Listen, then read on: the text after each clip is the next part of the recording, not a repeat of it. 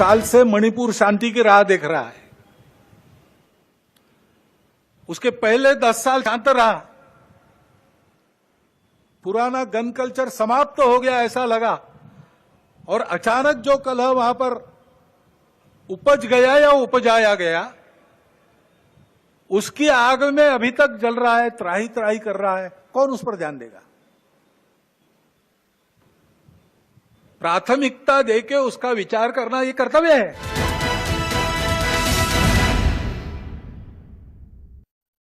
வணக்கம், இது கேள்விக்களம். மக்கள் சேவகனுக்கு அகங்காரம் கூடாது, ஆணவம் கூடாது என்று சொல்லி மணிப்பூர் பிரச்சனைக்கு தீர்வு தேவை என்று பதவியேற்ற மறுநாளே பிரதமர் மோடியை சாடி பேசியிருக்கிறார் RSS தலைவர் மோகன் பகவத். மோகன் பகவத்தின் இந்த காட்டமான விமர்சனம் மோடி மீதான அதிருப்தியின் வெளிப்பாடா அல்லது எச்சரிக்கையா என்கின்ற பொருளில்தான் இன்றைய கேள்விக்களம் கட்டமைக்கப்பட்டிருக்கிறது. நம்மோடு விருந்தினர்களும் இணைந்திருக்கிறார்கள். அவர்களையும் வரவேற்க வேண்டிய தருணம். விடுதலை சிறுத்தைகள் கட்சியிலிருந்து இணைந்திருக்கிற வன்னியரசு அவர்களை வரவேற்கிறேன். மே 17 இயக்கத்திலிருந்து இணைந்திருக்கிற திரு திருமுருகன் காந்தி அவர்களை வரவேற்கிறேன். அதே போல வலதுசாரியிலிருந்து இணைந்திருக்கிற குமார் அவர்களையும் விவாதத்திற்கு வரவேற்கிறேன். எழுத்தாளர் ராஜன் குரை அவர்களையும் வரவேற்கிறேன். பாஜகவிலிருந்து இணைந்திருக்கிற தூத்துக்குடி செல்வம் அவர்களையும் இந்த விவாதத்திற்கு வரவேற்கிறேன். முதல்ல திருமுருகன் காந்தி அவர்களிடமிருந்து போகணும்னு நினைக்கிறேன். RSS-னுடைய முடிவுகள் தான் பிஜேபியினுடைய அதிகார மட்டங்களில் எதிரொலிக்கும் அப்படின்லாம் பார்க்கப்பட்ட சூழல்ல பிரதமர் மோடி பதவியேற்று சில தினங்களிலேயே இந்த மணிப்பூர் பிரச்சனை ஓராண்டுக்கு முன்பு நடந்த விவகாரம், உலக நாடுகள்லாம் திரும்பி பார்த்து கேள்வி எழுப்பிய விவகாரம். ஆனால் பிரதமர் மோடி அவர்கள் பதவியேற்று 3 நாட்களுக்கு பிறகு இது போல ஒரு காட்டமான விமர்சனத்தை பட்டும் படாத மாதிரி மோகன் பகவத் சொல்லி இருக்கிறாரு. நேரடியாக மோடி அவர்களை சொல்லலை அப்படின்னாலும் ஒரு கவர்மெண்ட், அதுக்கு பொறுப்பான ஒரு கவர்மெண்ட்டை சாடி சொல்வது போல சொல்லியிருக்கிறாரு. இதை நம்ம எப்படி பார்க்கலாம்? மோடி அவர்கள் பிரதமராக பதவியேற்றது RSSல ஒரு அதிருப்தியை ஏற்படுத்தி இருக்குதா, இல்லை அது பொதுவான ஒரு சமூக அக்கறையோடு சொல்லப்பட்ட ஒரு விஷயம் அப்படிங்கிறது பார்க்கலாமா? சமூக அக்கறையெல்லாம் அதில் இல்லை. அடிப்படையில் என்னென்னா, வாஜ்பாய் காலத்திலையும் RSS தன்னை தனித்த அமைப்பாக காட்டிக்கொள்ள விரும்பும். அப்பவும் இதே மாதிரி தான் நாங்கள் வாஜ்பாய்க்கு பெரிய அளவுக்கு ஆதரவு தெரிவிக்கலைன்ற மாதிரிலாம் தெரிவிச்சிட்டாங்க அவங்க.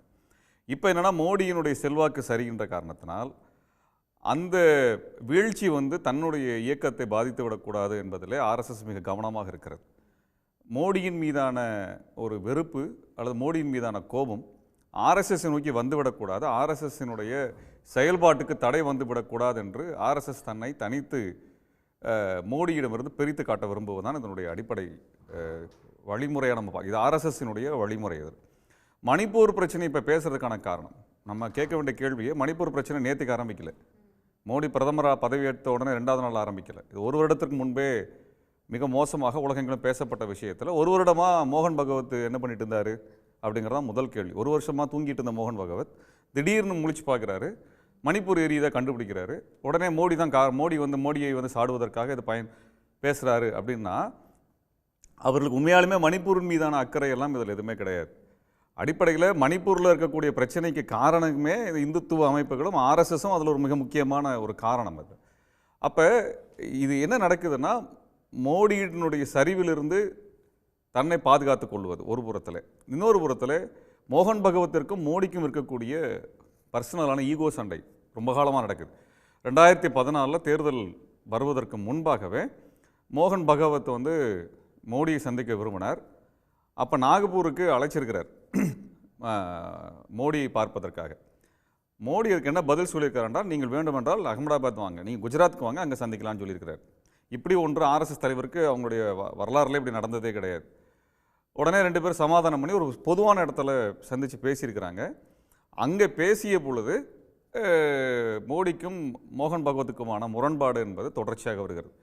2014 அதுக்கப்புறம் RSS-க்கும் மோடிக்குமான அந்த இடைவெளி என்பது விரிவடைந்து கொண்டே வரக்கூடிய இடம். என்னென்னா இவர்கள் அதிகாரத்தை இவர்கள் தக்க வைத்துக் கொள்ள விரும்புகிறார்கள், தங்களை தனித்து பாதுகாத்து கொள்ள வேண்டும் என்பதற்காக நடத்திக் கொள்கிறார்கள்.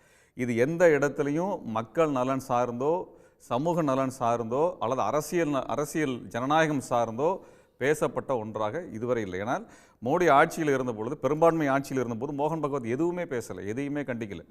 மணிப்பூர் மட்டும் தான் எரிஞ்சதா? டெல்லி எரியலையா? டெல்லியும் எரிஞ்சது, அதற்குமா பேசல. மோடின்னு அவர் குறிப்பிடவே இல்லை. அந்த சமயத்தில் ஆட்சியில் இருந்த ஒரு கட்சியை சாடுவதாக இருக்குது, ஒரு கவர்மெண்ட்டை சாடுவதாக இருக்குது. அப்போ கவர்மெண்ட் அப்படின்றப்ப பிரதமர் அதற்கு தலைமை ஏற்றிருக்கலாம். அப்போ அரசு அதிகாரிகளும் அதற்கு பொறுப்பாவாங்க. அங்கே இருக்கிற ஸ்டேட் கவர்மெண்ட்டை குறிப்பிட்டு சொல்லியிருக்கலாம்.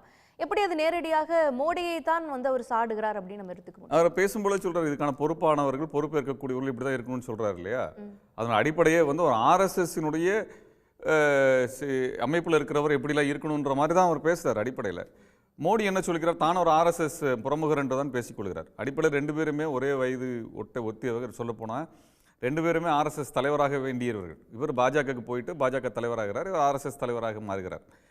இப்படிப்பட்ட உறவு தான் இவங்களுக்குள்ளே இருக்கக்கூடியது. அடிப்படையில் இவங்க ரெண்டு பேர்த்துக்குமான தனிநபர் முரண்பாடு ஒருபுறம், ஆர்எஸ்எஸ் தன்னை பாதுகாத்துக் கொள்வதற்கான வழிமுறையாக தன்னை விடுவித்துக் கொள்வது ரெண்டாவது. ஏன்னா நல்லாவே தெரியும், மோடியினுடைய வீழ்ச்சி என்பது ஆர்எஸ்எஸ் வீழ்ச்சியாக வந்துவிடக்கூடாது, பாஜகவின் வீழ்ச்சியாக வந்துவிடக்கூடாது என்பதில் கவனமாக இருக்கிறார்கள். அதில் இந்த ஆட்சியின் எவ்வளவு காலம் தாக்கு பிடிக்கும்ன்றது தெரியல, இது எவ்வளவு காலம் நீக்கும்ன்றது தெரியல. ஆர்எஸ்எஸ்னுடைய மோடியினுடைய வீழ்ச்சி ஆர்எஸ்எஸ்னுடைய வீழ்ச்சியாக வந்து பார்க்கப்படும் அப்படின்னா, அப்போ மோடியை விமர்சிப்பதன் மூலமாக இல்லை இந்த கவர்மெண்ட்டுக்கு நம்ம சப்போர்ட் பண்ணலை அப்படிங்கிறது காமிச்சுக்கிறதன் மூலமாக ஆர்எஸ்எஸ்க்கு என்ன பலன் இருக்க முடியும்? இன்னும் தலைமை பொறுப்பு ஜேபி நட்டா அவர்கள் வகித்த தலைமை பொறுப்பு ஒருவருக்கு கொடுக்கப்பட வேணும். அது வந்து மோடி அவர்களுடைய விருப்பத்தின் அடிப்படையில் பிஜேபி தலைவராகிறாங்களா, இல்லை ஆர்எஸ்எஸ்னுடைய விருப்பத்தின் அடிப்படையில் தேர்வு செய்யப்பட்டு அந்த பொறுப்புக்கு போகிறாங்களா அப்படிங்கிறது இன்னும் கொஸ்டின் மார்க்.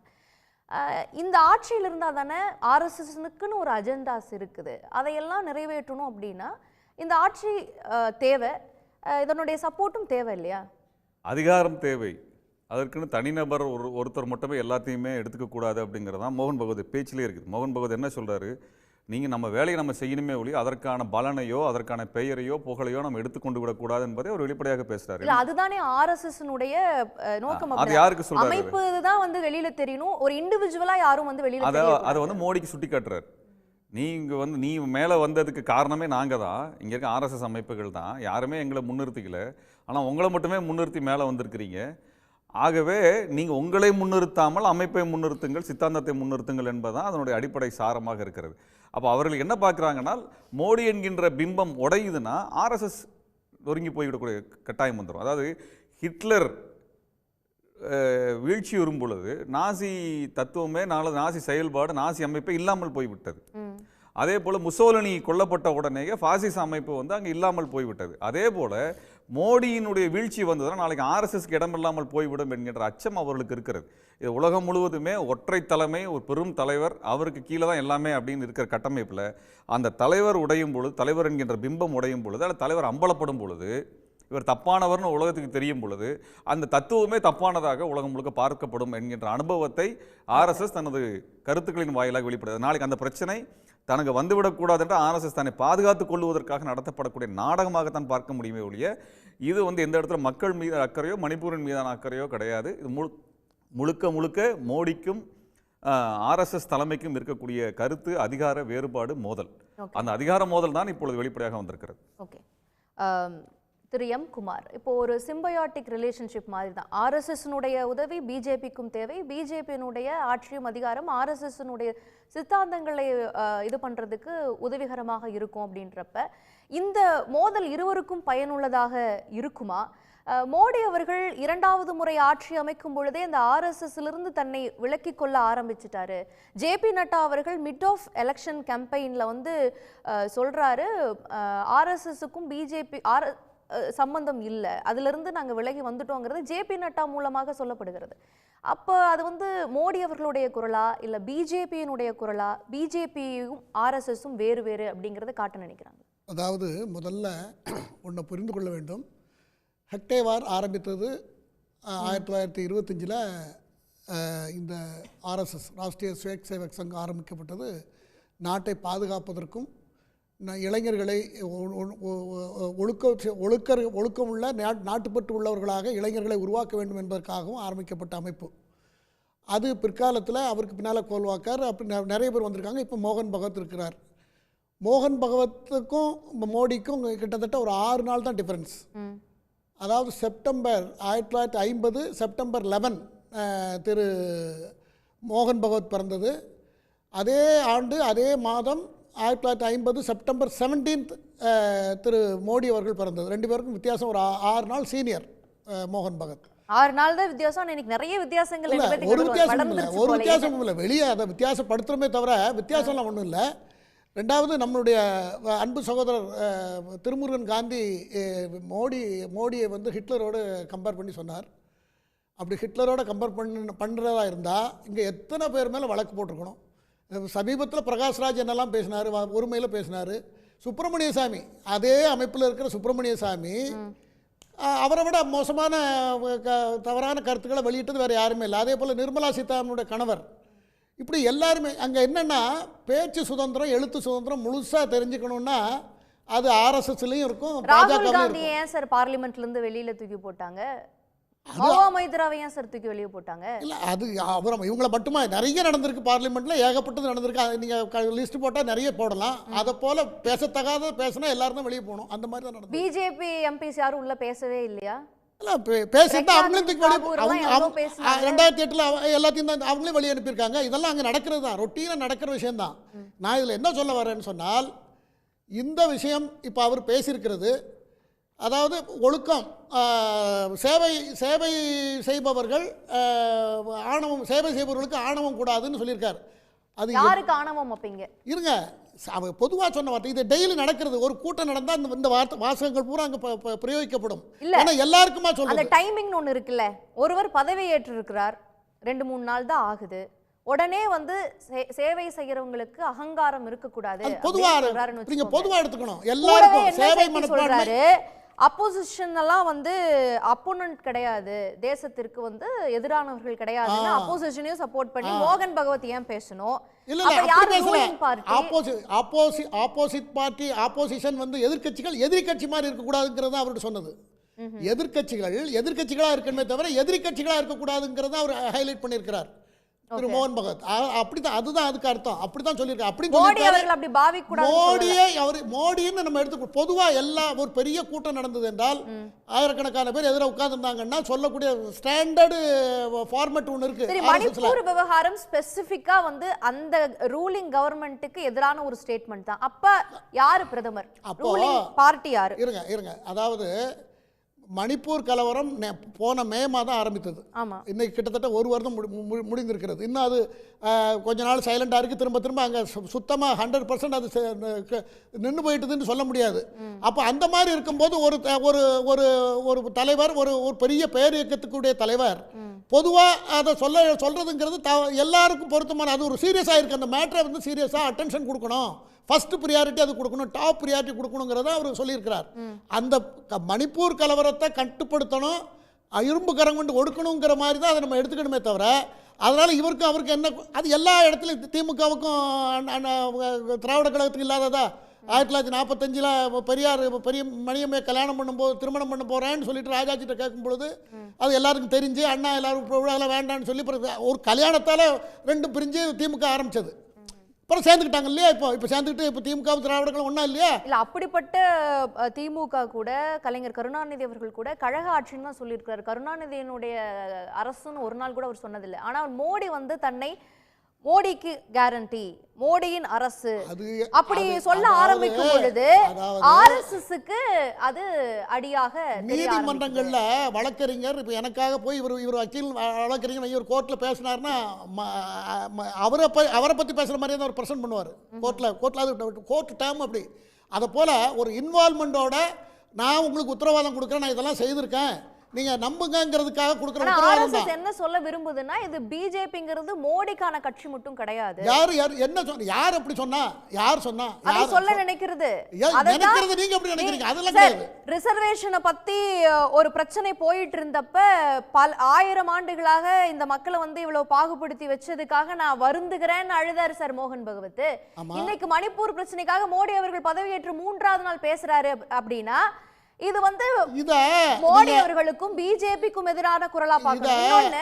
தேர்தல் பிரச்சாரத்தின் பொழுது தேவையில்லாம நாட்டில வந்து பிளவுவாதத்தை ஏற்படுத்தும் வகையில வந்து பேசி இருக்கிறாங்க. இதுக்குள்ள தேவையில்லாம ஆர்எஸ்எஸ் உள்ள இழுத்திருக்கிறாங்க. 2 பக்கமும் சொல்றாரு. அது காங்கிரஸ் அவங்க சொல்றாங்கன்னு வச்சுக்கோங்க, அது இயல்பா சொல்றதுனாலும் பிஜேபி இன்க்ளூசிவா தான் அவர் சொல்றாரு. ஒரு டேர்ம் இருக்குங்க தமிழ்ல, கோழி மிதித்து குஞ்சு சேதமாகாதுன்னு சொல்லி ஒரு பழமொழி இருக்கு. அதுக்கு அர்த்தம் என்னன்னா, கோழி மேலே குஞ்சை பாதுகாக்கிறதுக்கு இருந்ததுனாக்கா அந்த குஞ்சு அதுக்கு சேதாரம் வராதுங்கிறது அர்த்தம். அதை போல் மோகன் பகவத் வந்து உலகத்தில் 44 நாட்டில் ஆர்எஸ்எஸ் அமைப்பு இருக்கிறது, எல்லாத்துக்கும் தலைவர் இவர் தான். ஆனால் இவர் என்ன சொல்கிறாருனாக்கா, அவர் ஒரு வருஷம் மணிப்பூர் பிரச்சனை சால்வ் ஆகலைங்கிறதுனால அதை சார்ட் அவுட் பண்ணணும், அதுக்கு ஃபஸ்ட்டு ப்ரியாரிட்டி கொடுங்க. இதை விட வேறு பொதுவில் எல்லாரும் மக்கள் மத்தியில் சொல்கிறதுங்கிறது இன்னும் எஃபெக்டிவாக இருக்கும். தனியாக கூப்பிட்டு ஒரு இடத்துல வச்சு ஃபோன் பண்ணியோ, மிஸ்டர் மோடி இதை நீங்கள் சார்ட் அவுட் பண்ணுங்கள், இது நான் சரியாக இல்லை, இது இந்தியாவுக்கு பெரிய கெட்ட பேர் ஏற்படுத்தும், மக்கள் அப்பாவி மக்கள் பாதிக்கப்படுறாங்க அப்படின்னு சொன்னால் வெளியே யாருக்குமே தெரியாது. ஆனால் இப்படி பொதுக்கூட்டத்தில் அட்ரஸ் பண்ணுறதுனால அதை பற்றி மோடியோ மற்ற பாஜகவில் உள்ள யாருமோ அதை பற்றி ஒன்றும் அது அவர் நமக்கு சொல்லியிருக்கிறாரு, அட்வைஸ் பண்ணியிருக்காருன்னு தான் எல்லாரும் எடுத்துகிட்டு இருக்காங்களே தவிர இதை மூணாவது இதுக்கு ஒரு அண்டர்லைன் பண்ணி. அப்போ தேர்தல் பிரச்சாரத்துக்கு நடுவில் மே 20ஆம் தேதி ஜேபி நட்டா வந்து ஒரு பத்திரிகை இன்டர்வியூ கொடுக்குறாரு. அப்போ அவர் சொல்றாரு, the party has grown independent of the RSS now and doesn't need any hand holding by patriarch anymore. Yes அதில் என்ன, இப்போ பார்ட்டி தனியாக செயல்படுது, அமைப்பு ஆர்எஸ்எஸ் தனியாக செயல்படுறது. அது ஆரம்பிக்கப்பட்டதே கலாச்சார அமைப்பு தான். நல்ல ஒரு பேட்ரியாட்டிக் இன்ஸ்டிடியூஷன் தான் எல்லா இடத்துலையும் சொல்லிக்கிட்டே இருப்போம். அதனுடைய ஸ்டாண்டர்டு நேமே அதான். நல்ல சிறுவர்களை சேர்த்து அவர்களுக்கு உடற்பயிற்சி சொல்லிக் கொடுத்து, நாட்டுப்பற்றை பற்றி சொல்லிக் கொடுத்து, ஒழுக்கமாக இருக்கணும்னு சொல்லிக் கொடுத்தது, அதேபோல் தவறான பழக்கங்களை ஃபாலோ பண்ணக்கூடாதுன்னு சொல்லிக் கொடுத்து, நல்ல கதைகளை சொல்லிக் கொடுத்து, இந்தியாவோட பெருமைகளை சொல்லிக் கொடுத்து வளர்க்குற ஒரு இயக்கம் தான் ஆர்எஸ்எஸ் தினம் செய்கிறது. அது சாகாங்கிற பேரில் தினம் நடந்துட்டு இருக்கு. அதில் நிறைய பேர் சேர்ந்துருக்காங்க, நாடு பூராத்தில் அப்படி தான் இருக்கிறது. அதனால் அதில் இருந்து போகிறவங்க மோடியும் அதிலிருந்து போனவர் தான். அந்த இன்ஸ்டிடியூஷன்ல இருந்து வெளியே வந்த ப்ராடக்ட் தான் திரு மோடி அவர்கள். அதுபோல் பல பேர் அங்கே இருக்காங்க. திருமுருகன் காந்தி குறுக்கிட விரும்புகிறாரு, குறுக்கிட்டுக்கு அப்புறம் இல்லைங்க, அவர் சொல்கிறாரு ஆர்எஸ்எஸ் வந்து தேசபக்தியை வளர்த்துவதற்கு ஆரம்பித்து பயிற்சி கொடுக்கக்கூடிய அமைப்புன்னு 1925 ஆரம்பிக்கப்பட்ட அமைப்பு. அதுலேருந்து கிட்டத்தட்ட 22 வருஷம் கழிச்சு தான் இந்தியாவுக்கு விடுதலை கிடைக்குது. ஆனால் 22 வருஷத்தில் ஆர்எஸ்எஸ்லேருந்து தேசத்திற்காக போராடின ஒருத்தரை கூட அவங்களால சொல்ல முடியாது. அப்படி யாருமே இல்லை. அப்படி வந்து பிஜேபியே யாரையுமே சொல்லலை. ரெண்டாவது, மணிப்பூர் பிரச்சனைக்கு இருக்கக்கூடிய அடிப்படை பிரச்சனை வந்து மணிப்பூரில் இருக்கக்கூடிய மெய்த்தி இனவெறி குழு வந்து குக்கி இன மக்களை கொலை செய்கிறாங்க. கிட்டத்தட்ட 200 பேர் கொலை செய்யப்பட்டிருக்கிறாங்க. இந்த மெய்த்தி இனவெறி குழுவை வழிநடத்தக்கூடிய மெய்த்தி லீப்பென்கிற அமைப்பை வழிநடத்தக்கூடியவர் பிரமோத் சிங் ஏபிவிபியில் பயிற்சி அளிக்கப்பட்டவர். அவர் ஆர்எஸ்எஸ் அமைப்பை சார்ந்தவர். இப்போ மணிப்பூரில் கலவரத்தை நடத்துவது யார் என்றால் இந்த மெய்த்தி லீப்பின் சொல்லக்கூடிய அமைப்பினுடைய தலைவராக இருக்கக்கூடிய பிரமோத் சிங் என்கின்ற ஆர்எஸ்எஸ் நபர். அவர் குஜராத்தில் படித்தவர், குஜராத்தில் ஏபிவிபியில் மெம்பராக இருந்தவர். அதனுடைய தொடர்ச்சியாக அவர் வந்து மணிப்பூர் போகிறாரு. மணிப்பூரில் இனவெறி அமைப்பை ஆரம்பிக்கிறாரு. குக்கி இன மக்கள் கிறிஸ்துவ மக்களாக இருக்கிறார் என்கிற காரணத்தினால் குக்கி மக்களுக்கு எதிரான கலவரத்தில் மிக முக்கியமான வேலை செய்யக்கூடிய மிக முக்கியமான குற்றவாளி, மணிப்பூரினுடைய இனப்படுகொலைக்கு அடிப்படை காரணமான குற்றவாளியாக அறியப்படக்கூடிய பிரமோத் சிங் ஆர்எஸ்எஸ்காரர். சரிங்களா? அப்போ மோகன் பகவத் யாரை சொல்லணும்னா அவருடைய உறுப்பினராக ஆர்எஸ்எஸ்ஸால் இந்த தேசபக்தர் பண்பாடு நல்ல பழக்கங்கள்லாம் சொன்ன இந்த நல்ல பழக்கம் இந்த பண்பாடு தான் மணிப்பூரில் 2 பெண்களை நிர்வாணமாக இழுத்து கொண்டு வந்தது. யார்? ஆர்எஸ்எஸ்ஸினால் பயிற்சி அளிக்கப்பட்ட மெய்த்தி லீப்பிங் என்கின்ற அமைப்பினுடைய இனவெறியினுடைய நடவடிக்கையில் தான் நடத்தப்பட்டது. அது அவ்வாறு இழுத்து வரப்பட்ட 2 பெண்களில் ஒரு பெண் இராணுவ வீரருடைய மனைவி. அந்த இராணுவ வீரர் யார்? நாட்டை காப்பதாக நாமெல்லாம் பேசுகிறார்களே அவருடைய மனைவி தான் அது. அப்போ அதை நம்ம கேட்க வேண்டிய இது என்ன புரிஞ்சிக்க வேண்டியிருக்குன்னா, ஒரு அமைப்பை பற்றி உடனே இங்கே பிரச்சாரம் செஞ்சிட முடியாது. மணிப்பூர் பிரச்சனையை பெரிய அளவுக்கு இனப்படுகொலையாக மாற்றி இன்றைக்கு வரைக்கும் 1 வருடமாக பற்றி எறிவதற்கான காரணமாக இருக்கக்கூடிய அமைப்பு ஆர்எஸ்எஸ்ஸால் உருவாக்கப்பட்ட அமைப்பு. அதை கட்டுப்படுத்தக்கூடியவர் மோகன் பகவத் தான். இப்போ மோகன் பகவத் அதை செய்யறதுனால தான் அவருடைய ஆர்எஸ்எஸ் அமைப்பு இந்த இனவெறி கலவரத்தை மணிப்பூர் நடத்துகின்ற காரணத்தினால்தான் மோடி வந்து இந்த நடவடிக்கையும் எடுக்காமல் இருக்கிறார். இன்றைக்கு மணிப்பூர் பிரச்சனை உலக அளவை பிரச்சனையாக மாறி அறிக்கையாக வெளிவந்து விட்டது.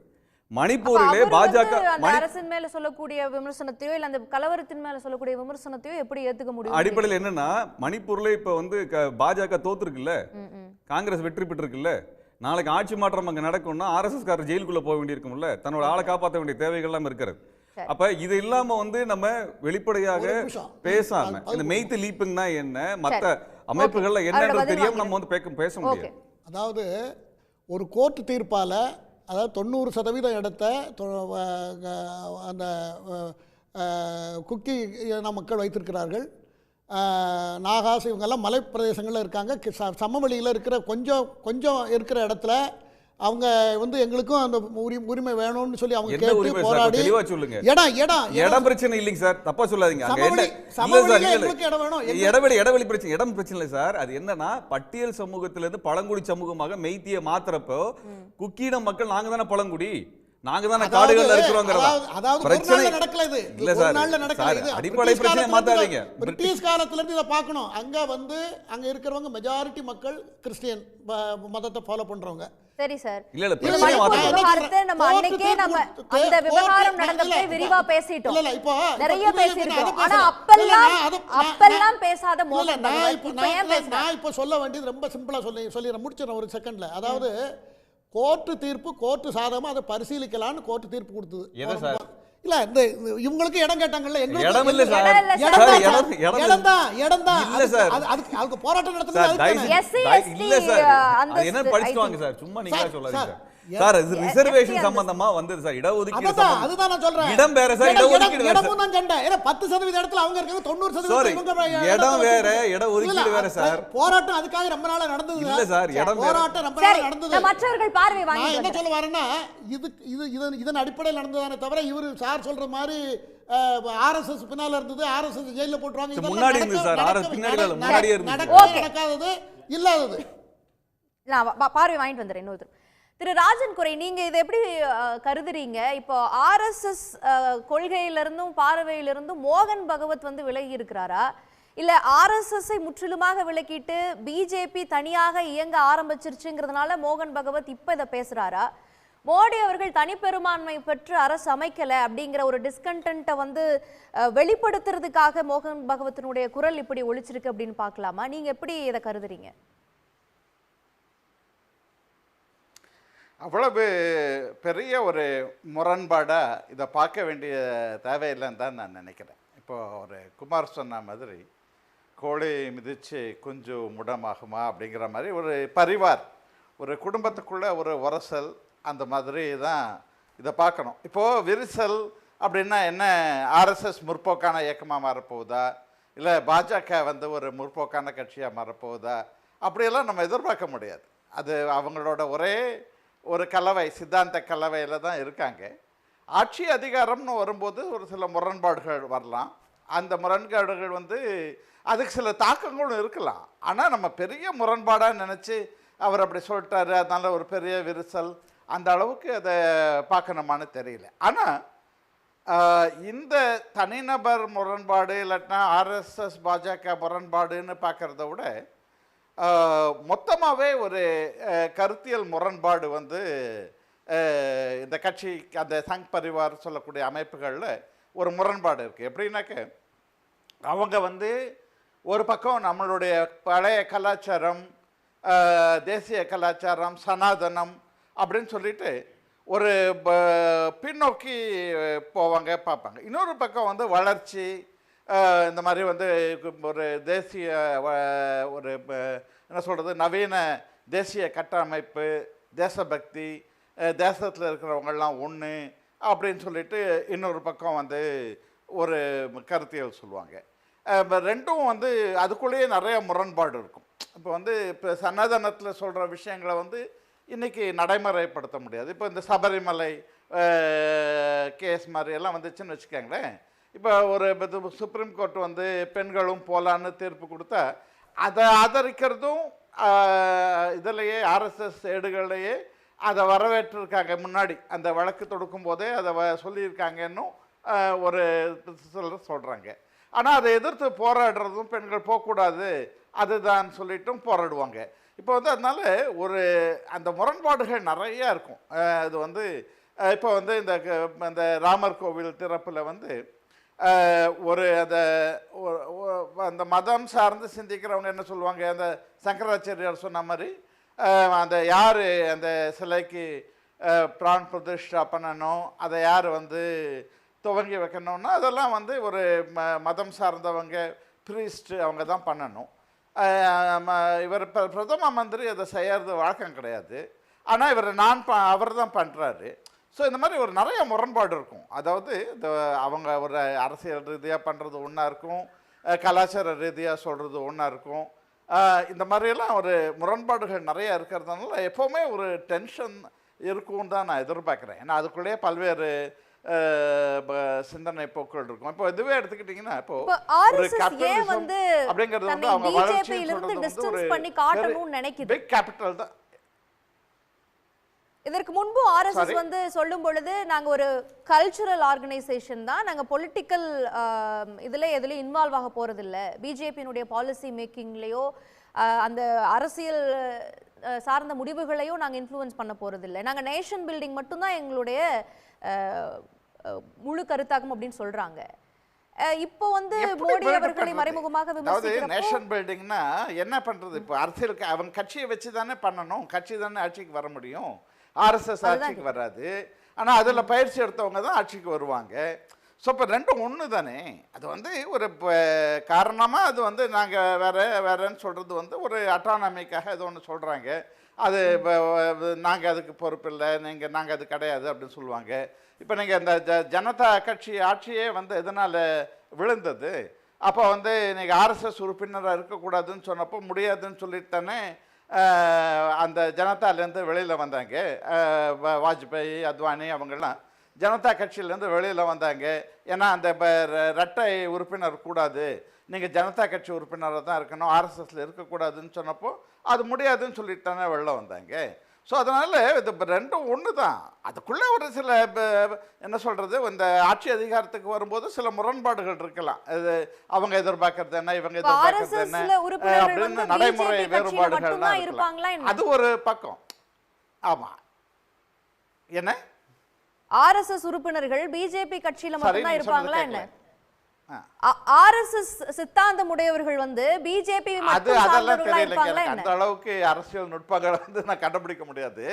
ஆனா ஆர்எஸ்எஸ்ங்கிறது ஒரு சித்தாந்தம்னு வச்சுக்கோங்களேன். நான் வலியுறுத்த விரும்புறது என்னன்னு கேட்டா, இந்த தனிநபர் முரண்பாடுகளை தாண்டி ஒரு சித்தாந்த அளவுலே நிறைய முரண்பாடுகள் உண்டுன்னு நான் சொல்றேன். இப்போ வந்து நீங்க வந்து இப்போ ஒரு நம்ம இப்போ சனாதனம்னு பேசினா நம்ம ஏன் சனாதனத்தை எதிர்க்கிறோம் நம்மன்னு சொன்னால், தமிழ்நாட்டில் நிறைய பேர் சனாதனத்தை எதிர்க்கிறதுக்கு காரணம், சனாதனம்னு சொன்னால் ஜாதிய கலாச்சாரம், இந்த பார்ப்பனர்கள் உயர்ந்தவர்கள் மற்றவங்க கிடையாது, இதெல்லாம் வந்து சனாதனம்னு நினச்சிக்கிட்டு தான் நம்ம வந்து சனாதனம் கூடாதுன்னு சொல்கிறோம். ஆனால் அவங்க சனாதனம்னாக்க அது இந்து மதமே சனாதனம் தான், இந்து மதத்தை ஒழிக்க பார்க்குறாங்கன்னு சொல்லுவாங்க.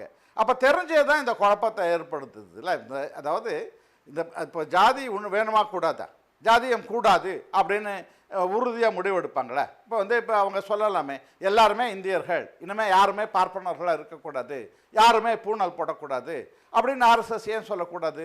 யாருமே தீண்டாமையே இருக்கக்கூடாது, எல்லாம் தீண்டாமையை உடனடியாக ஒழிக்கிறது தான் ஆர்எஸ்எஸோட முதல் வேலையே அதுதான். எல்லாரும் இந்தியர்கள் தான், எல்லாரும்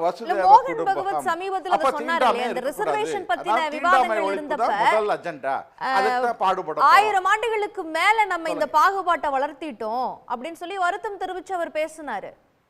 ஆமா சொன்னாரு. ஆனா இப்ப செயல்பாட்டுல செய்யலாமேங்கிறேன். அது செயல்பாட்டுல வந்து இப்ப சொல்லுவாங்க இல்ல இல்ல நாங்க அதை செஞ்சிருக்கோம் இது செஞ்சிருக்கோம், இந்த மாதிரி அந்த ஊர்ல ஏதோ பள்ளி வச்சிருக்கோம், இந்த ஊர்ல வந்து ஒரு காலேஜ் வச்சிருக்கோம், அது மாதிரிலாம் சொல்லுவாங்க. ஏன்னா ஒரு தீவிரமான செயல் திட்டமாக அப்போ அதை பற்றி பேசினா தானே அது. இப்போ வந்து நீங்கள் வந்து வைக்கம் போராட்டம் நடந்தது, இப்போ அந்த மாதிரி வந்து இப்போ இன்றைக்கி எங்கே எல்லாம் பிரச்சனை இருக்கோ அங்கே எல்லாம் போய் வந்து அந்த அந்த விஷயங்களை முன்னெடுக்கணும். அப்படி எடுத்தால் வந்து சரி ரைட்டு அவங்க சொல்கிற ஒரு புதிய ஒரு தேசிய உள்ளடக்கம் தான், இன்னுமே எல்லாரும் குடிமக்கள் தான், இந்த ஜாதியமெல்லாம் கிடையாது, ஏற்றத்தாழ்வு கிடையாது அப்படி சொல்லலாம். ஆனால் அப்படி சொல்ல முடியாது. ஏன் சொல்ல முடியாதுன்னு கேட்டிங்கன்னா, சனாதனத்தை உயர்த்தி பிடிக்கும்போது அப்போ சனாதனம்னா என்னன்னாக்கே அது பழைய சிஸ்டமில் தான் சனாதனம், அதுவும் வேணும்னு சொன்னால் அதுவும் வேணும் இதுவும் வேணுங்கும்போது ஒரு முரண்பாடு வந்து இருந்துகிட்டே தான் இருக்கும். அது வந்து அதனால அவங்க எல்லாரையும் திருப்திப்படுத்துகிற மாதிரி பல விதத்தில் பேச வேண்டியிருக்கும். இது வந்து நாங்கள் அப்படி தான், எல்லாம் உலகம் முழுக்க ஒன்று, வசுதேவ குடும்பகம் அப்படின்னு பேசுவாங்க. அப்புறம் வந்து இல்லை பாகிஸ்தான் எதிரி நாடு, நம்ம வல்லரசாகணும், நிறைய ஆயுத குவிப்பு செய்யணும், அணு ஆயுதத்தை தயாரிக்கணும் அப்படின்னு பேசுவாங்க. நிறைய வித்தியாசம் இருக்குது. அதுல வந்து ஒரு தெளிவா இருக்கு. அது அந்த நேரத்துக்கு தகுந்த மாதிரி ஏதோ ஒன்று சொல்ல வேண்டியதுதான். இந்த கோட்டட் வேர்ட்ஸ் வந்து அப்படியே இன்டர்பிரட் பண்ண முடியாதுன்னு சொல்றீங்க. மணிப்பூர் பிரச்சனையிலேயே என்ன காரணம், அது அப்புறம் அவரே இப்போ மணிப்பூர் வந்து சொன்னார்னாக்க, அந்த மணிப்பூரில் வந்து அந்த மைத்திக்கும் கூக்கிக்கும் அந்த பிரச்சனையில் வந்து இவங்க முதலையே அதை தலையிட்டு அவங்க வந்து அதை பேசியிருக்கலாமே, அது எல்லாரும் ஒன்றா இருக்கணும் போகணும்னு சொல்லியிருக்கலாமே. அங்கே ஏன் அவ்வளோ பெரிய கலவரம் வருது, அதுக்கு என்ன முயற்சி பண்ணாங்க அதை தடுக்கிறதுக்கு, அது எப்படி அந்த வேறுபாடு அவ்வளோ பெரிய வேறுபாடாக மாறிச்சு, அப்போ அந்த பின்னணி என்ன, அந்த கோர்ட்டு தீர்ப்பு ஏன் கொடுத்தாங்க, இதெல்லாம் நிறைய கேள்வி இருக்குது. அதாவது இப்போ ஒரு இது காரியம் முடிஞ்சப்புறம் இந்த மாதிரி சொல்கிறதுல வந்து என்ன இருக்குது, இப்போ அவர் இப்போ தேர்தல் பிரச்சாரத்தில் ஊடுருவல்காரர்கள் அப்படின்னு இஸ்லாமியர்கள் அவர் சொன்னப்போ நிறைய பேர் நிறைய பிழைக்கிறாங்க இந்த மாதிரிலாம் சொன்னப்போ அப்பவே இவர் கண்டிச்சு ஒரு அறிக்கை. உங்களுடைய கோணம் இதுல என்ன இருக்குது, இது மோடிக்கான எச்சரிக்கை நம்ம எப்படி நேரடியாக வந்து அப்படி எடுத்துக்க முடியும்? அவர் ஒரு பொதுவான ஒரு கருத்து சொல்லியிருக்காரு. நேற்று மணிப்பூர்ல இருந்து நிறைய பேர் வந்து பக்கத்து மாநிலத்திற்கு போயிருக்கிறாங்க, எனக்கு ஒரு 500 பேர். அந்த அடிப்படையில் கூட அவர் சொல்லி இருந்திருக்கலாம். இல்லை, அதாவது ஆர்எஸ்எஸ்க்கு இது ஒரு பெரிய அதிர்ச்சியான ஒரு தேர்தலாக தான் நான் வந்து பார்க்குறோம். அவங்க இந்த ஆர்எஸ்எஸ் இயக்கத்தை வந்து 1925 ஆரம்பித்தாங்க. இந்த 25 வந்து நூற்றாண்டு விழாவில் வந்து இந்த இந்தியாவை வந்து இந்து ராஷ்டிரமாக பிரகடனப்படுத்தணும் அப்படிங்கிறது அவங்களுடைய இலக்கு.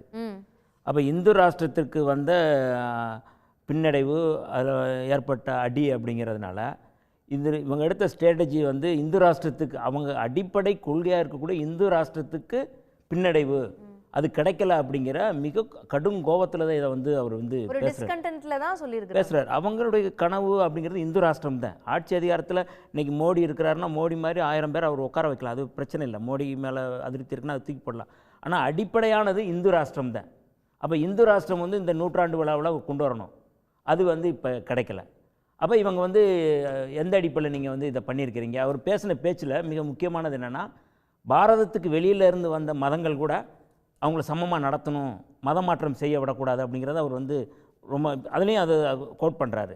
பாரதத்துக்கு வெளியில் வந்திருக்கிற மதம் அப்படிங்கிறது யாரை சொல்கிறாரு? முஸ்லீம், கிறிஸ்டினை தான் வந்து சொல்கிறாங்க, அதை தான் டார்கெட் பண்ணுறாங்க. இப்போ தமிழ்நாட்டுக்கு கூட இந்து மதம் அந்நிய மதம் தான். இங்கே இருக்கிற மதம் வந்து அசீவகம் இருக்குது, நீங்கள் வந்து சைவம் இருக்குது, இங்கே இருக்கிற வைணவம் இருக்குது, இதெல்லாம் வேறு. இந்து மதம் அப்படிங்கிறது வந்து இவங்க செயல்படுத்தினது அந்த மதத்துக்குள் வராத சிறுதெய்வ வழிபாடு மட்டுமே கொண்ட நிறைய மனிதர்கள். அதுதான் சிறுதெய்வ வழிபாடை தான் சொல்கிறேன். சிறுதெய்வ வழிபாடு தான் இங்கே தமிழ்நாட்டில் இருக்குது. தமிழ்நாட்டுக்கு வெளியில் இருக்கிற, இப்போ பாரதத்துக்கு வெளியில் அவர் சொல்கிறாரு, நம்ம தமிழ்நாட்டுக்கு வெளியில் நம்ம சொல்கிறோம், அந்த அடிப்படையில் நம்ம வந்து பேசுகிறோம். அப்போ இவங்களுடைய மிக முக்கியமானது என்ன அப்படின்னா, அந்த ஹெட்காவர் வந்து 25 தொடங்கினார் அப்படின்னா அந்த நூற்றாண்டு விழாவில் முடியலை அப்படிங்கிறத இது சொல்கிறாங்க. இவங்க தேசபக்தி அப்படிங்கிறது போலி தேசபக்தி தான். காந்தியை படுகொலை செய்த சம்பவத்தில் வந்து ஆர்எஸ்எஸ்க்கு தொடர்பு இருக்குது அப்படிங்கிறத நான் சொல்லலை. ஆர்எஸ்எஸ்னுடைய பிரச்சாரகராக அன்னைக்கு இருந்த நீங்கள் வந்து கோட்சேவாக இருக்கலாம்.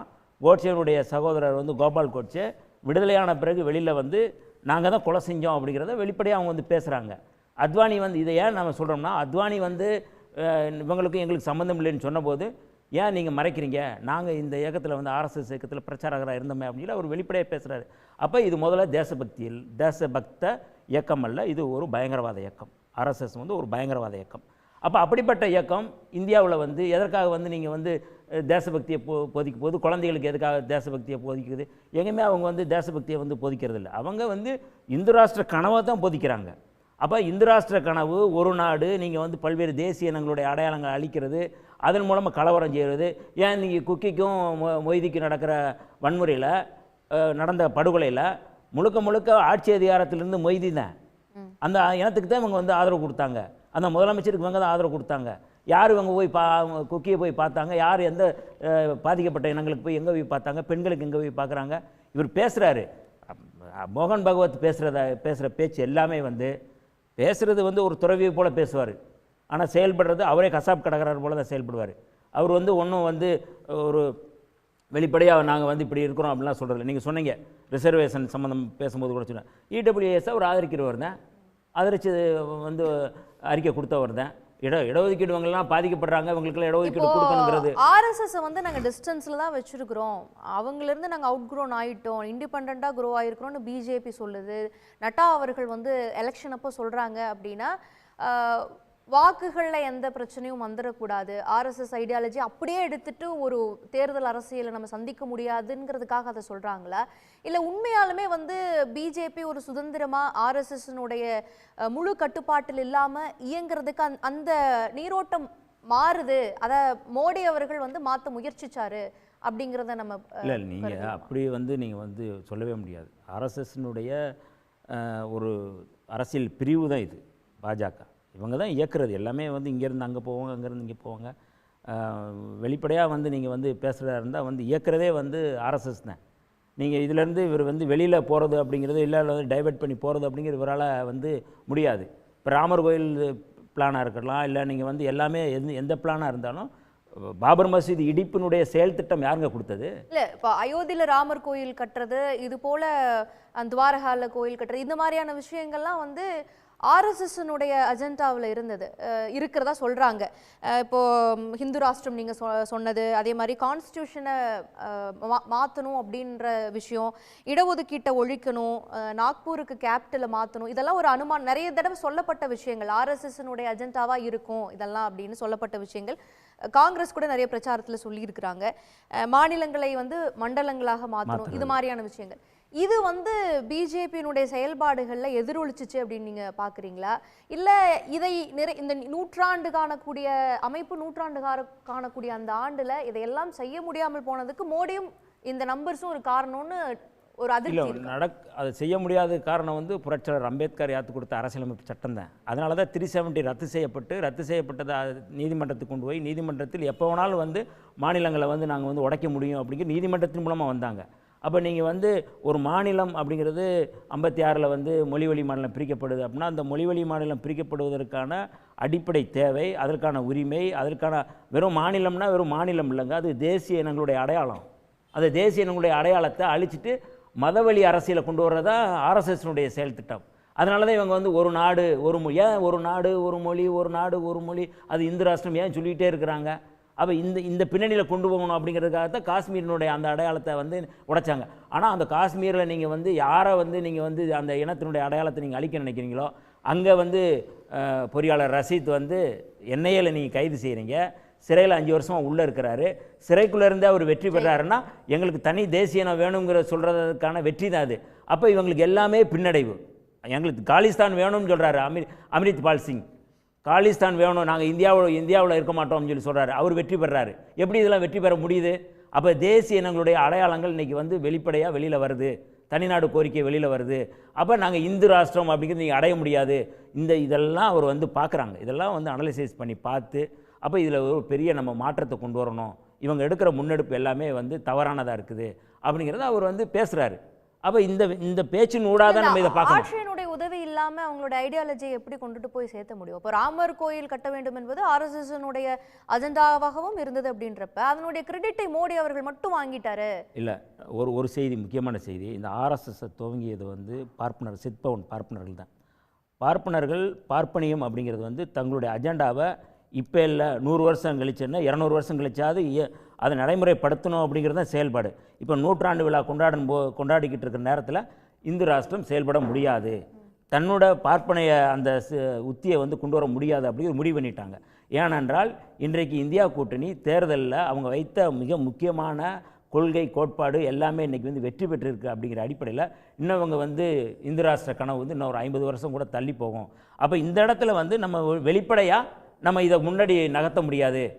பிஜேபி வந்து இன்றைக்கி வந்து எடுக்கிற முன்னெடுப்பு எல்லாமே வந்து எந்த மாநிலத்திலும் எடுபடலை.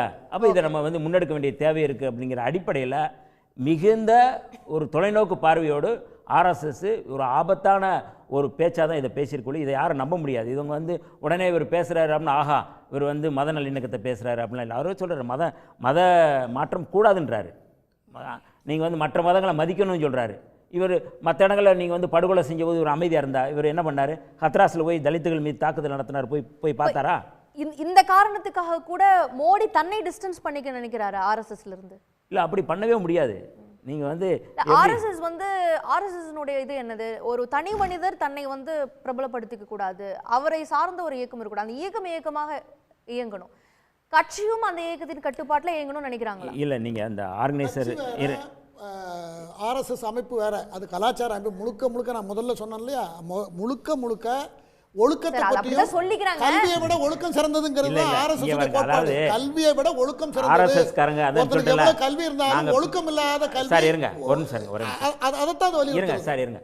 ஆர்எஸ்எஸ் எப்படின்னா பேசுறது வந்து வெளியில் வந்து நாங்கள் வந்து மாணவர்களை நாங்கள் வந்து அவங்களுக்கு வந்து நாங்கள் வந்து தூய்மையை சொல்லித்தரோம், நாங்கள் சிலம்பம் சொல்லித்தரோம், கல்வி சொல்லித்தரோம், எல்லாமே சொல்லுவாங்க. ஆனால் இதில் எல்லாத்துலேயும் அடிப்படை இருக்குது. எதுக்கு துணை ராணுவம் வச்சுருக்காங்க? ஒரு ராணுவம் இருக்குது. இவங்க அரைக்கால் ட்ரௌசர் போட்டு நீங்கள் கொம்பு வச்சுக்கிட்டு எதுக்கு ரோடாக தெரிறாங்க, நாங்கள் ஊர்வலம் போகிறோம்றாங்க, ஏன் பதற்றத்தை உருவாக்குறாங்க? நாடு தேசம்னா தேசத்தில் ஒரு ராணுவம் இருக்குது. ராணுவம் இல்லாமல் இவங்க எதுக்கு அரைக்கால் ட்ரௌசர் போட்டு அலையிறாங்க? எதற்காக இதை தொடங்குறாங்க? அப்ப இது என்னன்னா மற்ற மதங்களை அச்சுறுத்துறது, மற்ற இனங்களை அச்சுறுத்துறது அவங்களுடைய நோக்கம். திரு தூத்துக்குடி செல்வம், மோகன் பகவத் அவர்கள் வந்து மோடியின் மீதான அதிருப்தியில தான் இந்த மாதிரியான கோட் பண்ணியிருக்கிறாரு அப்படிங்கிற பார்வை முன்வைக்கப்படுகிறது. உங்களுடைய கோணம் என்ன? மரியாதைக்குரிய அண்ணன் குமார் அவர்களும் ராஜன் துரை அவர்களும் சொன்ன கருத்தை நான் வந்து வழிமொழிகிறேம்மா. அதாவது ஒரு ஆட்சி அதிகாரத்தை நோக்கி பயணப்படுகிற ஒவ்வொரு கட்சிகளுமே சில சித்தாந்த தடுமாற்றங்கள் வந்துடும். அதுக்கு உதாரணத்துக்கு நீங்கள் வந்து அகில இந்திய அளவில் நீங்கள் பார்த்தீங்கன்னா பண்டித நேரு அவர்களே காங்கிரஸ் கட்சியினுடைய சித்தாந்தத்தில் இருந்து முரண்பட்டு, இன்னும் சொல்ல போனால் பாபா சாஹேப் அம்பேத்கர் அவர்களோடு கூட முரண்பட்டிருக்கிறார். யார்? இப்போ பண்டிதர் நேரு. அதுக்கு பிறகு பார்த்தீங்கன்னா ஒரு கட்டத்தில் தந்தை பெரியார் வந்து கடவுள் இல்லை, கடவுள் இல்லவே இல்லைன்னு சொன்னார். ஆனால் அண்ணா என்ன செஞ்சார்னா, அவர் ஆட்சி அதிகாரத்திற்கு வர வேண்டும், ஓட்டு அரசியல் மீது அவருக்கு ஒரு ஈர்ப்பு ஏற்பட்ட காரணத்தால் அவர் என்ன செஞ்சாருன்னா ஒன்றே குலம் ஒருவனே தேவன்னு சொன்னார். அதை கலைஞர் அவர்கள் என்ன செஞ்சாங்கன்னா, கடவுள் இல்லை, கோவில் கூடாது என்பதில்லை, கோவில் கொடியவர்களின் கூடாரம் ஆகக்கூடாதுன்னு சொன்னார். அப்போ இன்னைக்கு திராவிட மாடல், திராவிடம் தான் மூலம் என்று சொல்லக்கூடிய திமுகவோ அல்லது திராவிட இயக்கங்களோ கடவுள் இல்லைன்னு சொல்லி பிரச்சாரம் பண்ணிட முடியுமா? நீங்க அந்த மதம் இந்த மதம், இந்து கிறிஸ்தவம் இஸ்லாமியம் பௌத்தம் அப்படின்னு நான் பேச விரும்பல. என்னுடைய கடவுள் இல்லைங்கிற பிரச்சாரம் இருக்கா இல்லைங்களா? அல்லது திருமுருகன் கடவுள் இல்லை, கடவுள் இல்லைங்கிற பிரச்சாரம் தொடர்ந்துட்டு தான் இருக்குது. நீங்க அந்த நீ இல்லவே இல்லைன்னு சொல்லி அண்ணன் வண்டி அரசுட்டு இருக்கு தவிர இல்ல கேளுங்கண்ணே, அண்ணன் வண்டியரசுட்டு அந்த ஆர்எஸ்எஸ்ல உறுப்பினரா இருக்கக்கூடியவர் காந்திட்டு இருக்கும். ஏபிவிபில இருந்து வந்தவங்க பிஜேபில ஒரு போஸ்ட்ல இருக்க முடியும் சார். அந்த மாதிரி நீங்க சொல்ற கட்சிகள்லாம் இருக்கா? ஒரு சித்தாந்தத்தின் அடிப்படையில் இயங்குறாங்க அப்படின்னாலும் கட்சி தனி சுதந்திரத்தோட அட்டானமஸா இயங்குகிறது. ஆட்சி அப்படிதான் செய்யுது. ஆனால் ஆர்எஸ்எஸ் உறுப்பினர்கள் பிஜேபிக்குள்ள இருக்கிறாங்கல்ல, அப்ப கட்சி வேற, இங்க ஆர்எஸ்எஸ் பிஜேபி சொல்றது. நாங்க ஒரு கல்ச்சுரல் ஆர்கனைசேஷனா இயங்குறோம், ஆட்சி அதிகாரத்தை நீங்க வந்து பாத்துக்கோங்க. இல்லம்மா, திமுக திராவிடர் கழகம் இப்படி நீங்க பாத்தீங்கன்னு சொன்னா அவங்க கிட்ட வந்து என்ன இன்னும் கூட கேட்டீங்கன்னா, திமுகவிலையோ அண்ணன் வன்னியரசு சார்ந்து இருக்கிற விடுதலை சிறுத்தைகள் இயக்கங்கள்லையோ ஓட்டு அரசியலை நம்பி இருக்கிற, ஓட்டு அரசியலை எதிர்பார்த்திருக்கிற இயக்கங்கள் எந்த இயக்கமாவது கடவுள் மறுப்பு எந்த மதமா இருக்கட்டும், இல்லை இன்னும் சொல்ல போனீங்கன்னா கடவுள் முதல்ல நீங்கள் சொல்லும்போது சைவம் வைணவம் அப்படிலாம் சொன்னாங்க. வைணவத்தில் வடகலை இருக்குது, தென்கலை இருக்குது. ஆனால் ஒட்டுமொத்தமாக இந்து மதம் என்று அடையாளப்படுத்தப்படுது. அதே போல கிறிஸ்தவ மார்க்கத்தில் பார்த்தீங்கன்னா அதுலேயும் தென்னிந்திய திருச்சபை வேற இருக்குது, ரோமன் கத்தோலிக் ஆர்சி வேற, ரோமன் கத்தோலிக்க பிரிவு உட்பிரிவுகள் நிறைய உட்பிரிவுகள் நிறைய இருக்கு. ஆனாலும் கூட சொல்லப்படுகிறது, வெளிப்படையாக மாநாடு போட்டு பொதுக்கூட்டம் போட்டு பேசப்படுகிறது. இன்னமும் தமிழ்நாடு அமைதி பூங்காதான். இல்ல இல்ல, எல்லோருக்குமான கருத்து சுதந்திரம் இருக்கிறது, அரசியல் அது பாட்டுக்கு நடக்குது. தமிழ்நாடு மட்டும் இல்ல, அவங்களுடைய சித்தாந்தமும் கொள்கைகளும் அவர்கள் சுதந்திரத்துக்குள்ள இருக்குது. எங்கேயும் எந்த திணிப்பும் இல்ல, இன்னும் அமைதி பூங்காதான். தமிழ்நாடு 80% இந்துக்கள் இருக்கக்கூடிய தமிழ்நாடு தான் திமுகவை ஜெயிக்க வச்சிருக்கு. ஏமா திமுக நீங்க அதை சொல்றீங்களா? நான் என்ன சொல்றேன்னா, பாரதிய ஜனதா கட்சி 3% இருந்து 11.4% வளர்ந்திருக்கிறத, அந்த வளர்ச்சியை உங்களால ஏன் ஒத்துக்கிட முடியல? ஒண்ணு. இரண்டாவது, பாரதிய ஜனதா கட்சி கூட்டணி இல்லாம எலெக்ஷன் சந்திச்சீங்க. என்னமா கூட்டணி இல்லாம கூட்டணியே கிடையாது. பாட்டாளி மக்கள் கட்சி இல்லம்மா, பாட்டாளி மக்கள் கட்சி மட்டும், திமுக மட்டும் 40 இடமும் கூட்டணி இல்லாம தனியா செஞ்சுட்டாங்களா? அவங்க மட்டும் தனியா வெற்றி பெற்றாங்களா? அவர்கள் எத்தனை கட்சி? 28 கட்சி. இதற்கு முன்பு தேர்தல்ல எத்தனை தொகுதியில நின்னீங்க? ஆமா, அந்த பெர்சன்டேஜ் கால்குலேட் பண்ணி பார்க்கணும். சரி, அது வேற பிரச்சனை. அது வேற பிரச்சனை சார். இன்னைக்கு மோடி பதவி ஏற்ற உடனே சகோதரி மோகன் பகவத் ஏன் இப்படி சொல்லணும்? ஒண்ணு சொல்லல, ரொம்ப கவனமாக ஆட்சி நடத்த வேண்டும், கவனமாக காய் நகர்த்துங்கள், எதிரிகள் எதிரிகளிடத்தில் எச்சரிக்கையாக இருக்க வேண்டும். இந்தியா கூட்டணி என்கிற பெயரில் 28 கட்சிகள் சேர்ந்து கூட 99 இடத்தை காங்கிரஸ் தாண்ட முடியல. காங்கிரஸ் கட்சி தான் அடுத்த பெரிய கட்சி இந்தியா கூட்டணியில. ஆனால் அவர்கள் அத்தனை பேர் சேர்ந்தும் 99 இடத்தை தாண்ட முடியல. ஆனால் பாரதிய ஜனதா கட்சி மட்டும் 240 இடங்கள்ல தாமரை வெற்றி பெற்றிருக்கிறது. தமிழ்நாட்டில் மட்டும் இல்ல, தென் மாநிலங்களிலே மிகவும் பலகீனமாக அமைச்சரா பதவி ஏற்றதுக்கு அப்புறம் இலாக்கா ஒதுக்குறதுக்கு டைம் ஆச்சு. ஒடிசாவுல ஜெயிச்சதுக்கு அப்புறம் இப்பதான் சீஃப் மினிஸ்டர் அனௌன்ஸ் பண்ணிருக்கீங்க. சகோதரி, ஒரு 24 மணி நேரத்தை நீங்க தாமதம்னு சொன்னீங்கன்னா, இதை விட நாம பலகீனமான வாதமா எதை நான் சொல்றது? அதாவது ஒரு 24 மணி நேரம் அமைச்சரவைக்கு வேற ஒன்றும் இல்லை. மணிப்பூரேல ஒரு வருஷம் கழிச்சுதான் இப்பதான் பேச அமைச்சரவை அந்த தாமதம் தானே சார்? அண்ணன் திருமுருகன் காந்தி அண்ணன், நான் உங்களை எல்லாம் ரொம்ப உயர்வா மதிக்கிறவன். இன்னொன்னு கேளுங்க, நீங்கள் சார்ந்த இன உணர்வு, நீங்கள் சார்ந்த கொள்கை லட்சியங்களை வெற்றி பெற முடியாமல் இதுக்கு இடையில எவ்வளவு சமரசங்களை செஞ்சுக்கிட்டு நீங்க பயணம் பண்ணிக்கிட்டு இருக்கீங்கன்னு எனக்கு தெரியும். அதனால நான் என்ன சொல்றேன்னு கேட்டீங்கன்னா, குறிப்பிட்ட சில சமரசங்களுக்கு உட்பட்டு ஆட்சி அதிகாரத்திற்கு வந்த பிறகு, இன்னும் சொல்ல போனீங்கன்னா, அண்ணா அவர்களை கூட திராவிட இயக்க கொள்கைகளை நிறைவேற்ற மோடியா சார்? நான் ஒரே ஒரு கேள்வி கேட்கிறேன். இன்னொன்னு கேளுங்கப்பா. இரண்டு இரட்டை குதிரைகள் தான், இரட்டை குழல் துப்பாக்கி தான். RSS என்பது தாய் வீடு, பாரதிய ஜனதா கட்சி அந்த தாய் வீட்டில் இருக்கிற நாங்கள் எல்லாம் பிள்ளைகள் என்பதுதான் பாரதிய ஜனதா கட்சி. அந்த தாய் வீட்டில் அவங்களுக்கு எங்களுக்கும் சம்பந்தம் இல்லைன்றாரு. ஏமா, தாயும் பிள்ளையும் வேறதானமா? தாய் வீட்டில இருந்து பயிற்சி பெற்று பிள்ளை தனி குடித்தனம் வந்து விட்ட பிறகு அந்த பிள்ளையை நீங்கள் எப்படி நீங்க உங்க தாய் வீடு ஹிந்து ராஷ்டிராவை அமைங்க அப்படிங்கோ, இடஒதுக்கீட்டை ஒழிங்கன்னு சொல்லும். ஆனா நீங்க ஓட்டு கேட்கிறப்ப நாங்க எல்லாத்தையும் சமமா பாவிக்கிறோம், எல்லா மக்களுக்கும் சமமா செய்வோம், அப்படியெல்லாம் மத ரீதியா நாங்க இது பண்ண மாட்டோம்னு சொன்னீங்கன்னா எப்படி நம்ப முடியும்? ரெண்டு பேரும் தாய் வீடு பிள்ளை வீடு தானே. நாங்க சகோதரி, நான் இன்னொன்று கேளுங்க, இந்தியா இன்னொரு விஷயம் கேளுங்க, இந்தியாவில் நான் எங்கேயும் மதச்சண்டை கிடையாது, குழுச்சண்டை கிடையாது, இனச்சண்டை கிடையாது. நீங்களா இப்ப என்ன தெரியுமா, பாரதிய ஜனதா கட்சி மணிப்பூரை பத்தி உங்களே சொல்லியிருக்காரு சார், அது சொல்லுங்க. மோகன் பகவத்தே சொல்லி இருக்கிறாரு. நான் சொல்லி முடிச்சறேன். அண்ணா கவர்மெண்ட் சொல்லி முடிச்சறாரு. ப்ளீஸ், நம்ம டாபிக்கே அதுதான், சண்டை தான் டாபிக். அப்படி இல்லன்னு எப்படி சொல்லுவீங்க? இல்ல, கிடையவே கிடையாது. பாரதிய ஜனதா கட்சியில அதுலயும் குறிப்பாக ஏமா கேளுங்கப்பா, நான் இன்னும் நிறைய விஷயம் பேச வேண்டியது வந்துடும். அதை மேல்மலையில ஒரு 7 விவசாயிகளை குண்டர் சட்டத்தை அவங்க உரிமையை கேட்டு போராட்டது குண்டர் சட்டம் போட்டதை நீங்க என்னன்னு சொல்லுவீங்க? 22 பேர் சாராயம் குடிச்சு செத்து போனாங்க. மணிப்பூர்ல நெட் எல்லாம் க்ளோஸ் பண்ணி வச்சு உலகத்துக்கு என்ன நடந்ததுனே தெரியாம எத்தனை மாசங்கள் உள்ள அப்படி பிரச்சனை நடந்துட்டு இருந்துச்சு. இங்க பாருங்க அண்ணன் திருமுருகன் காந்தி இடத்துல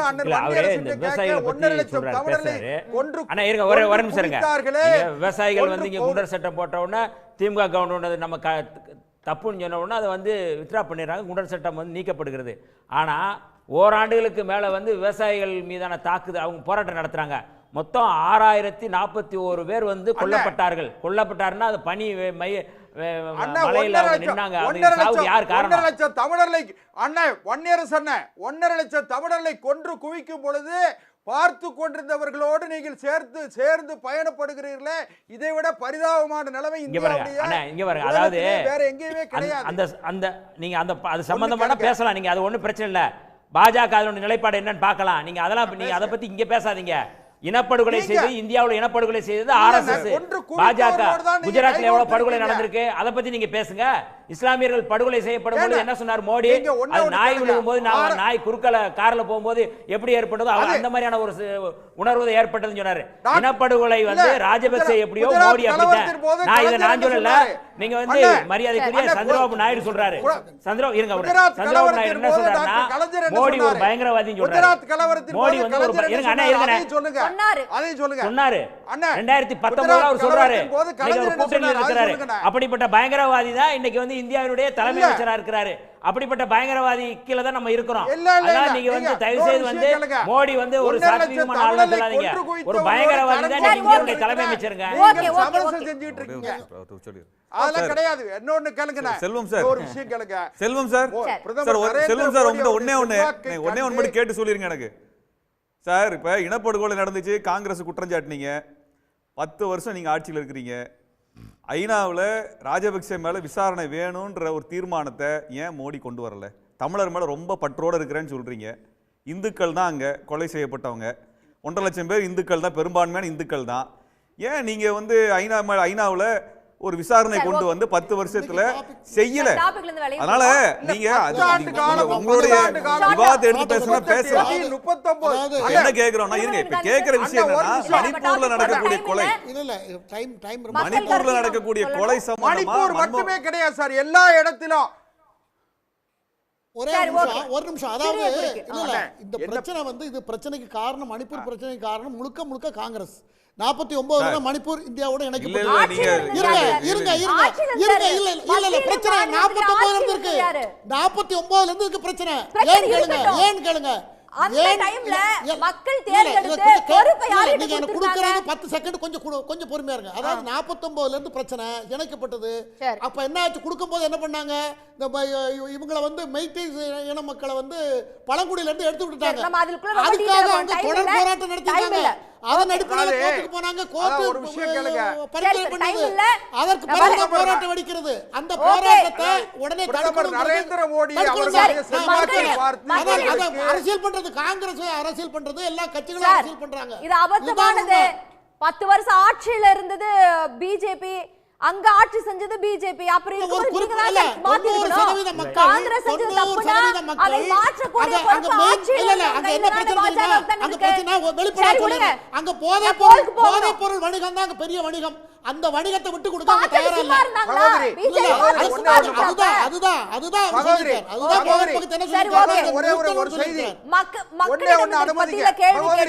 தேர்தல் பிரச்சாரத்தில் கண்ணியம் இல்லை, மக்கள் சேவகனுக்கு ஆணவம் இருக்கக்கூடாது, மணிப்பூர் வன்முறைக்கு தீர்வு காணப்போவது யார்? பிரதமர் மோடி 3வது முறை பதவியேற்ற மறுநாளே ஆர்எஸ்எஸ் தலைவர் மோகன் பகவத்தின் இந்த சரமாரியான விமர்சனம், மோடிக்கு மறைமுக எச்சரிக்கை என 60%, மக்கள் மீதான அக்கறை என 5%, பாஜக அரசு மீதான அதிருப்தி என 23%, மாற்றத்துக்கான அறிகுறின்னு 12% தெரிவிச்சிருக்காங்க. அந்த மக்களுக்கு நன்றி. திரு ராஜன் குரை, உங்களுடைய இறுதி பார்வையை சுருக்கமா வைக்கணும்னு நினைக்கிறேன். சகோதரி, இப்ப எனக்கு ஒரு இறுதி பார்வை வந்து நம்ம இதை விவாதிக்கிறோம்.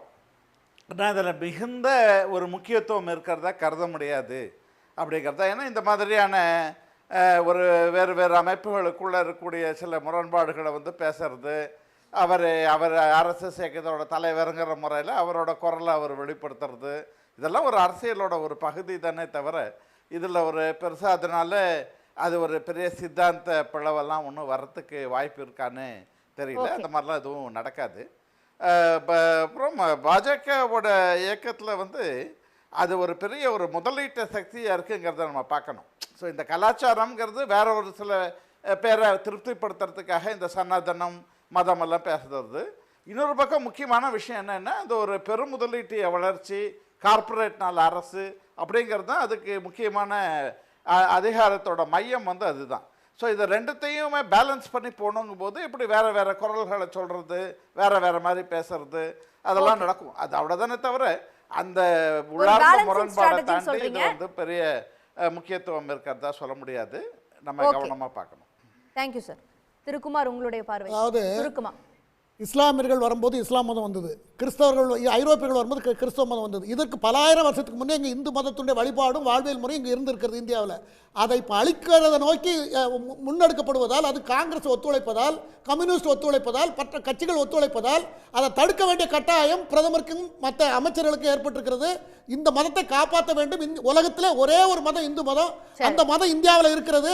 அந்த மதத்தை அழிக்கிறதுக்கு முயற்சிகள் நடக்கிறது. அதை தடுக்கிற முயற்சி எல்லாரும் சேர்ந்து தடுக்கணுங்கிறது தான் ஆர்எஸ்எஸ் உடைய பிஜேபியுடைய எண்ணம் என்பது என்னுடைய பதிவு. திரு வன்னியரசு, உங்களுடைய இறுதி பார்வை. அதாவது மணிப்பூரில் இதுக்கு முன்னாடி இப்போ இந்த 10 ஆண்டுகளுக்கு முன்னாடி நடந்த கலவரமோ வன்முறையோ அரசுக்கு எதிராக, அரசு பயங்கரவாதத்துக்கு எதிராக நடந்தது. நீங்கள் எல்லாருமே சேர்ந்து அங்கே இருக்கிற சிறப்பு அதிகாரம் கொண்ட இராணுவத்துக்கு எதிராக போராட்டம் நடத்தினாங்க. ஆனால் பாஜக வந்தவுடனே அரசுக்கு எதிராக போராடக்கூடாதுங்கிறதுக்காக 2 இனத்துக்கு எதிராக சண்டை போட விடுறாங்க. இதுதான் 2 பேருக்குமான வித்தியாசம். இவர் சொல்கிறார் ஒரே மதம் இந்து மதம் அப்படிங்கிறது இருக்குல்ல. புரட்சியாளர் அம்பேத்கர் இங்கே வந்து இந்து ஒரே மதம் இருக்கக்கூடாது, ஒரு சமத்துவமான மதச்சார்பற்ற ஒரு அரசா இருக்கணும் அப்படிங்கறத அம்பேத்கருடைய அரசியல் சாசனம் சொல்லுது. ஆனா இவங்க இந்து ராஷ்டிரம் கொண்டு வராங்க. அப்ப இந்து ராஷ்டிரம் தான் முக்கியமானது. திரு செல்வம், உங்களுடைய இறுதி பார்வை சுருக்கமா ப்ளீஸ். சகோதரி, அதாவது வேற ஒன்றும் இல்லைம்மா, ஆட்சி பிரதமர் நரேந்திர மோடி அவர்கள் பண்டித நேருவுக்கு பிறகு 3வது முறையும் தலைமை அமைச்சராக பொறுப்பேற்றதை இன்னும் இவர்களால் ஏற்றுக்கொள்ளுகிற அளவிற்கு பெருந்தன்மையான மனம் இல்லை. அந்த காரணத்தால் இட்டுக்கட்டி ஆர்எஸ்எஸ்க்கும் பிஜேபிக்கும் மோதல் இருப்பதாக ஒரு கட்டுக்கதையை கிளப்பி விடுகிறார்கள். ஆர்எஸ்எஸும் பிஜேபியும் இரட்டை குழல் துப்பாக்கியாக இந்தியாவினுடைய வளர்ச்சியை நோக்கி பாரத பிரதமர் நரேந்திர மோடி அவருடைய அரசு நிச்சயமாக ஒரு நல்ல ஆட்சியை தரும். ஓகே, திருமுருகன் காந்தி, உங்களுடைய இறுதி பார்வை. அவர் சொன்ன செல்வம் சார் சொன்னார், ஆர்எஸ்எஸும் பாஜகவும் இரட்டை குழல் துப்பாக்கியாக மக்களை நோக்கி சுட்டு கொலை பண்ணுவாங்கன்னு சொல்லியிருக்காருன்னு நினைக்கிறேன். அப்படிதான் இரட்டை குழல் துப்பாக்கி எதாவது தான் நடக்கும்னு நினைக்கிறேன். இங்கே வந்து நடக்கக்கூடிய எல்லா கலவரத்துக்கு பின்னணியில் இவங்க தான் இருந்துட்டு இருக்கிறாங்க. உங்கள் கருத்து கணிப்பில் வந்து இது ஒரு நாடகமானு சொல்லி கேட்டீங்கன்னா அது ஒரு 80% ஓட்டு போட்டிருப்பாங்கன்னு நான் நினைக்கிறேன். இங்கே நடக்கிறது வந்து 2 பேத்துக்குள்ளார ஒரு போட்டியாக நடத்தி கொண்டிருக்கிறார்கள். அதே வந்து இந்த அவர் சொன்னக்கூடிய எல்லா சிக்கலுக்குமே அடிப்படை காரணம் ஆர்எஸ்எஸும் பிஜேபி தான் அடிப்படை காரணமாக இருந்துக்கிறது. அதாவது அதிகார அரசியலாக இருந்து பேசுறது, எதிர்கட்சி எதிரியாக பார்ப்பது. கௌரி லங்கேஷை கொண்டது யாரு? கல்புர்கியை கொலை பண்ணது யாரு? இவர்களெல்லாம் கொலை பண்ணினது யாருன்னா ஆர்எஸ்எஸ்னோட அமைப்பு தான். எதிர்கருத்தை சொன்னாங்கிறதுக்காக கொலை செய்தார்கள். இது அந்த காலத்திலேருந்து நடந்துட்டு இருக்கிற விஷயம். அதாவது உலகத்திலேயே எங்கள் மதத்தை அழிக்கப் போகிறார்கள்னு சொல்லி ஒரு கட்சி வந்து ஒரு நாட்டை ஆட்சி செய்யணும்னு நினைக்கிற ஒரே இடம் இந்தியாவில் தான் நடந்துட்டு இருக்குது. 800 வருடமாக இஸ்லாமியர் ஆட்சி செய்த பொழுது அழியாத மதமாக இப்போ புதுசாக அழிய போகுது. அதனால இதெல்லாம் பொய் சொல்லி மக்களை பதட்டத்துக்கு உருவாக்குறதா ஒரே வேலையா இருக்கு. 35 ஆர்எஸ்எஸ் உறுப்பினர்கள் கடந்த 15 ஆண்டுகளில் கொல்லப்பட்டிருக்காங்க. இதே தமிழ்நாட்டில் 17-18 பேர் இன்னும் கண்டுபிடிக்கவே இல்லை. இவ்வளவு அநியாயம் நடந்திருக்கிறது. கடந்த வாரம் இயக்கம் ஆர்எஸ்எஸ் ராஜாஜிங்கிற ஒருத்தரை கொலை பண்ணிட்டாங்க. யாருன்னு கண்டுபிடிச்சிருக்காங்களா? கட்சியிலே பண்ணிருப்பாங்க நினைக்கிறேன். இன்னும் நிறைய அரசியல் காட்சிகள்லாம் அரங்கேறும். பாஜகனுடைய தலைமை பொறுப்புக்கு யாரை தேர்ந்தெடுக்க போறாங்க அப்படிங்கிறது கூட இந்த விவாதத்தினுடைய தொடர்ச்சியாக அமையணும்னு நினைக்கிறேன். பங்கு கொண்ட விருந்தினர்களுக்கும் பார்த்த நேயர்களுக்கும் நன்றி. மீண்டும் ஒரு நிகழ்ச்சியில் சந்திப்போம்.